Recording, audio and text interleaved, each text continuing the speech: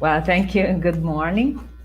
I didn't write my current affiliation. I am a visiting professor at the Universidade Federal da Paraíba in Brazil. So here is a good morning. It's 8 o'clock in the morning.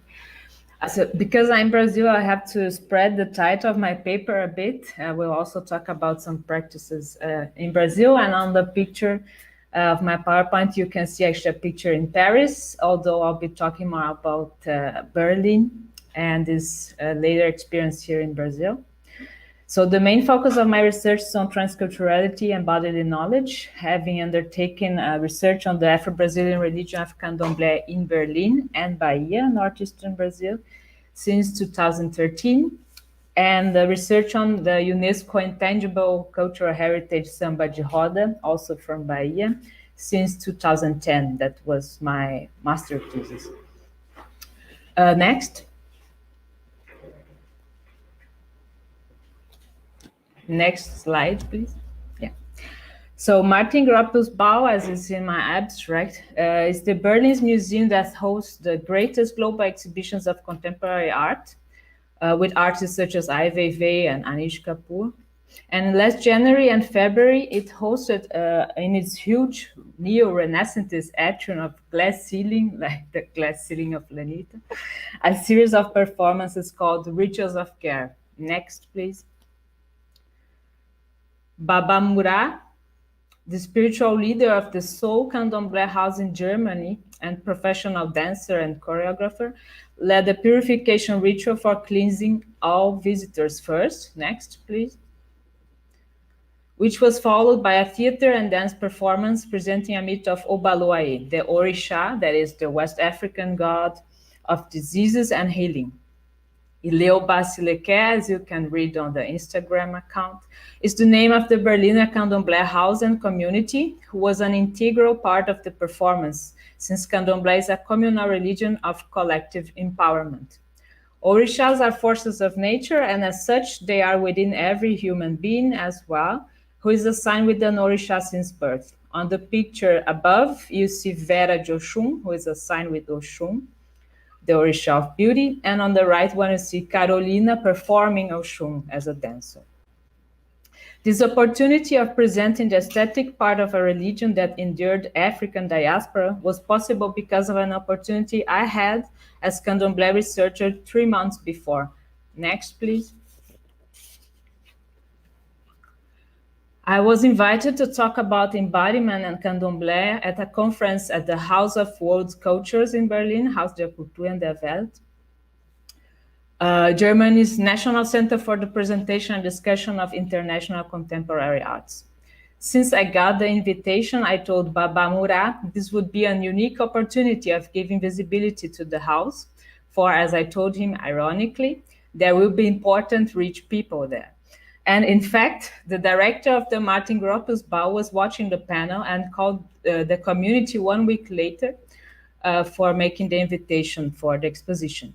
I want to call this an episode of enchantment. Next one, please. And so was Baba Mura and the community present at the conference. And I had told the convener and curator Paz Guevara since the invitation that the community should be present, and we presented them during my presentation. Next slide. Paz Guevara was also very generous in guiding us, the community, through the exhibition connected to the conference, which was about Hubert Fichte. Next one. I always use the opportunities for presenting my research for giving this visibility to the communities I work with, as the invitation from German UNESCO Commission to write about the transmission of intangible cultural heritage for their website. As you can see, there's a picture, and I also talk about the Candomblé community in Berlin. Next one. So this was how my research made space for the Berliner Candomblé community to occupy, in this case, the famous institutional space of Martin Gropius Museum.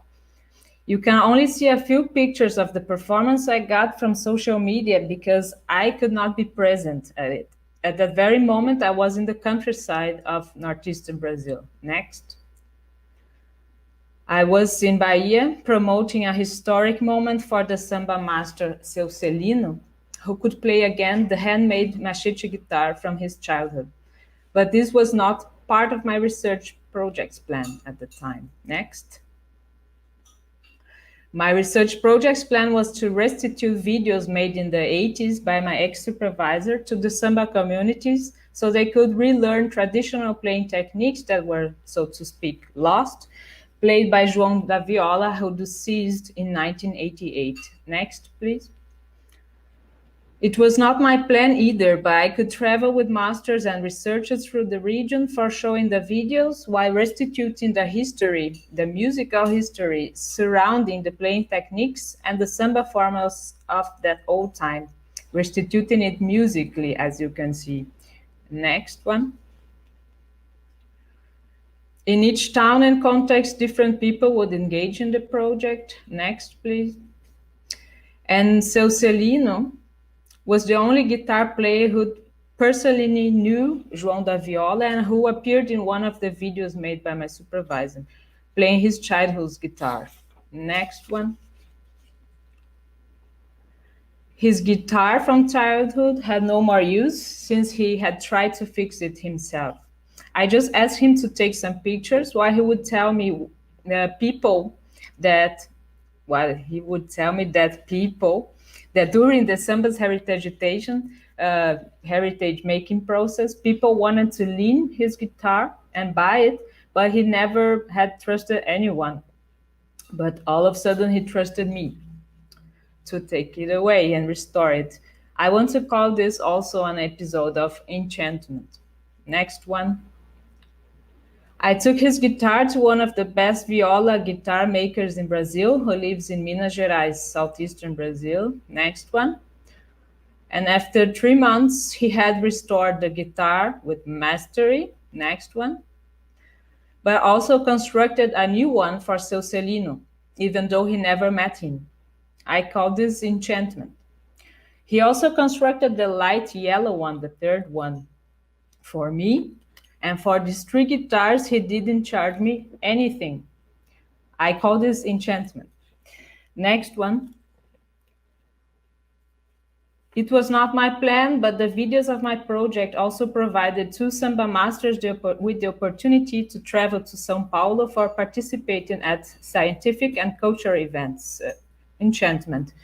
In the meanwhile, I was selected for a visiting professorship, of which location I didn't know much about, Paraíba, which is the place I am since last March, basically since isolation. If you are curious to know if enchantment keeps happening during the pandemics, it does. Next one. Very quickly, I could connect to local masters of coco de roda, a very similar tradition to samba de roda, starting a collaborative project for including traditional knowledges into academia through the production of video classes. Next one. But I also got the opportunity to strengthen the bonds with the samba communities despite or because of social distancing. I have been assisting masters in developing crowdfunding campaigns for distributing food baskets among samba masters. Next one. In the last years, I have been acting in different spaces and countries as a researcher, writer, teacher, musician, candomblé member, and cultural producer. By showing these examples, I'm not trying to promote myself, but rather the potential or even the responsibility of the researcher to become a mediator and a promoter of decolonial practices in the spaces of power that his various privileges and skills could open for him or for her. Next one. So today I will dare for the first time to commit an epistemic disobedience, in Walter Mignolo's words, considering that interests, concerns, predilections, neuroses, prejudices, social institutions, and social categories of Euro-Americans have dominated the writing of human history. One effect of this Eurocentrism is the racialization of knowledge. Europe is represented as the source of knowledge and Europeans as knowers. Hence, in order to de-link from the very foundations of Western concepts and logics of accumulation of knowledge, I will today experiment with the possibilities of emergence of native epistemologies in the academic space by presenting to you the Orixá Exu. Next one.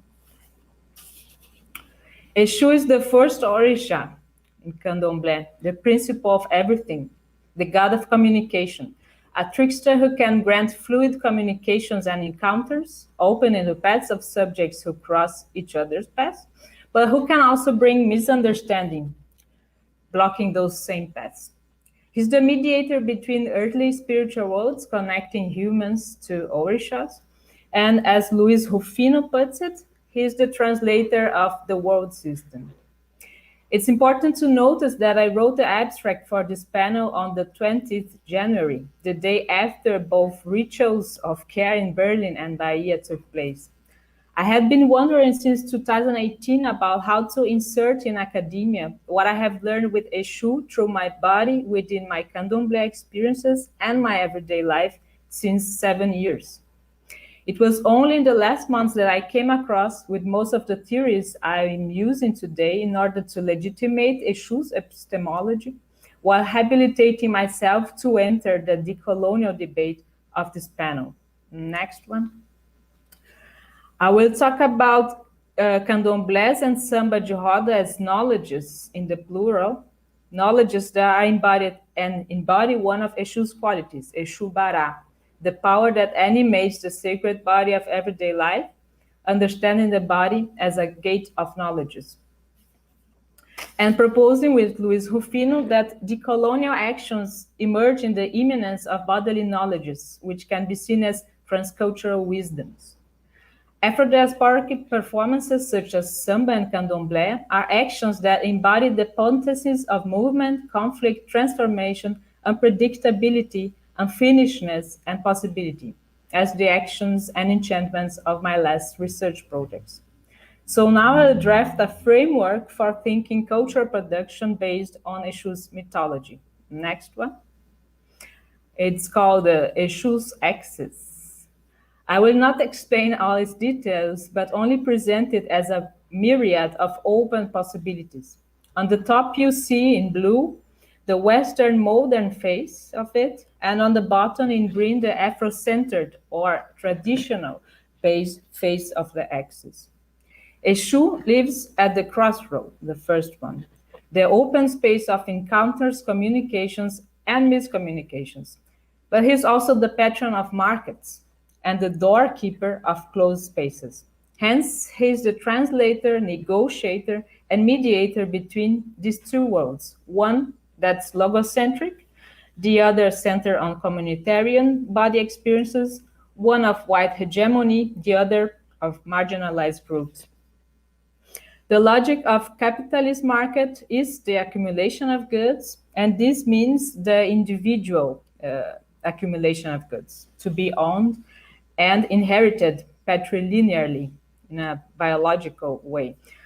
While the Ojá market, the Ojá of Candomblé, reigned by Exu, aims at the circulation of potencies to be shared according to a communitarian Ubuntu philosophy based on spiritual ancestrality and not on biological kinship. The door is the visible external expression, the static surface that once opened can lead to transcendence and fertility, and I mean it today in the sense of creativity, of creation. In the Western ethos, the door of cultural expressions attracts consumers, tourists, visitors to consume cultural services and products that are objectified in static and predetermined goods, whereas in the traditional ethos, cultural expressions exist as collective practices, which are dynamic and situated performances that produce and multiply among humans, spirits, and nature the vital force, which in Candomblé is called Axé. Next one. The same logic applies to the field of knowledge. And here I would say knowledge hyperproduction in the case of academia. The aim of Western knowledge production is to accumulate knowledge, presuming knowledge is owned by individual authors and inherited through schools of thought, granting legitimation to the reproduction of certain knowledges in research, teaching, and the curation of archives and museums. Knowledge is thereby objectified and legitimized in publications, diplomas, grants, CVs, archive material, leading to the era of hyperproduction of knowledge we are living. In the traditional Afro-centered side of the axis, all remains the same. It didn't change any word. Culture, expressions, and knowledge, and I would even say religion in the case of Candomblé, are dimensions of one same potential, of wisdom shared synchronically and communally among those present in a context, situatively, but also diachronically through ancestrality, which seeks to produce, reproduce, and multiply the force of life through time. Ashe. Next one. Eshu also embodies persons, and so can people as well as researchers work as mediators transiting across different spaces, ways of thought and of expression for negotiating territories of power, as I have been doing increasingly. Next one. Summarizing for our discussion, whereas capitalist market, according to Wanderson Nascimento, is a place of accumulation which often involves expropriation and exploitation, the Oja market is responsible for creating bonds of responsibility for the work of others who have produced, and will produce what I need, but which I'm not able to produce at a given time, and vice versa. With Eshu Axis, I found the frame to present my findings as contemporary creations rather than as epiphenomena arising somewhere between an African tradition that was no longer and a Western modernity that was not yet, according to Johannes Fabian. Next one.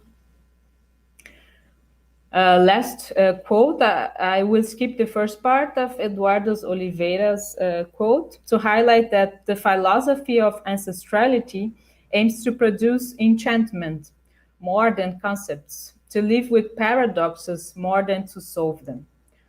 Next one. So to finish, I propose to shift the role of the anthropologist from an accumulator of knowledge who explains and distributes content that presumably reflects reality to one of a mediator who, quoting Fabian again, knows by acting in company, makes space for it to circulate, and considering that knowing is acting in company, it does not reflect reality but transforms what it knows. So I propose to see the researcher, also the teacher and the performer, as a mediator, a producer, and a path opener who opens spaces of power and can open spaces for marginalized knowledges to circulate. And considering anthropology as a sustained and disciplined inquiry into the conditions and potentials of human life, we can envision anthropologists as catalysts, as fertilizers of the conditions and potentials of human life, who can, Ingold also claims, give life back or institute life back to anthropology. I share the next one and last one. Thank you very much.